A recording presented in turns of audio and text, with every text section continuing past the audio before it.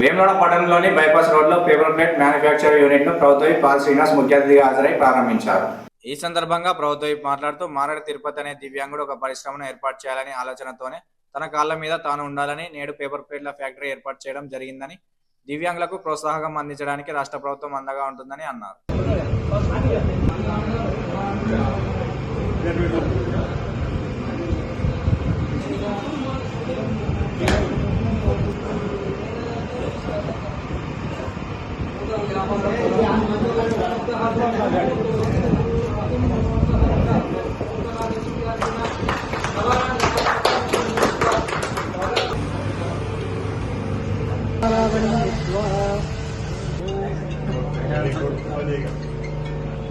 అఖండ దీపారాధనం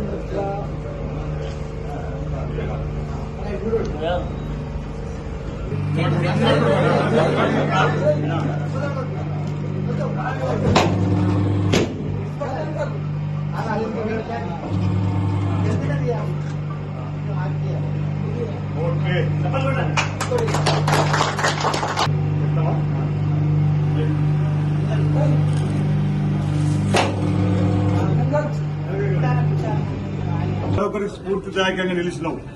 okay, SC కార్పొరేషన్లో 2 లక్షల loan ద్వారా మేము పేపర్ ప్లేట్ మ్యానుఫ్యాక్చరింగ్ పెట్టుకోవడం జరిగింది.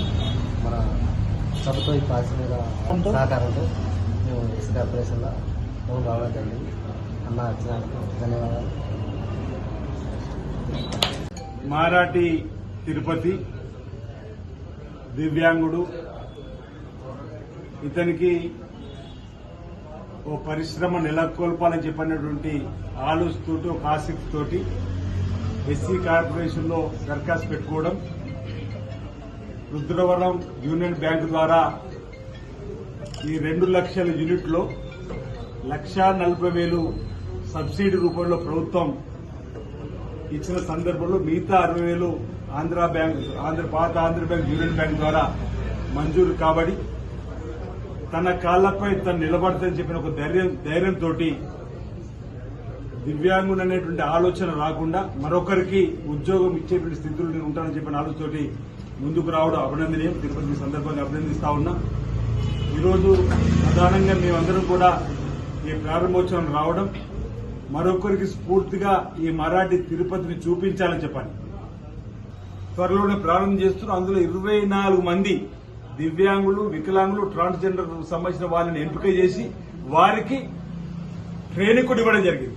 అంటే ఈ విధంగా అన్ని వర్గాల వారికి ఈ రాష్ట్ర ప్రభుత్వం గౌరవ ముఖ్యమంత్రి రేవంత్ రెడ్డి గారి నాయకత్వంలో మరి అటు ఉద్యోగాలు ఇప్పటికే 55,000 ఉద్యోగాలు ఇచ్చినాం. ఈ రోజు మరో 9,500 ఉద్యోగాలు పెద్దపల్లి ఇవ్వబోతున్నాం. సాయంత్రం 2 లక్షలు ఉద్యోగాలు జాబ్ క్యాలెండర్ కూడా విడుదల చేసినాం మా డిప్యూటీ సీఎం బట్టి విక్రమార్క గారు అసెంబ్లీలో. భవిష్యత్తులో కూడా ఇంకా యువత ముందుకు వస్తే స్వయం ఉపాధిలో సబ్సిడీ పైన వాళ్లకు రుణాన్ని ఇప్పించేటువంటి కార్యక్రమాన్ని ప్రభుత్వం తీసుకుంటుంది. ఆర్థికంగా ఎదగడానికి ముందుకు రావాలని యువతకు పిలుపునిస్తా ఉన్నాం.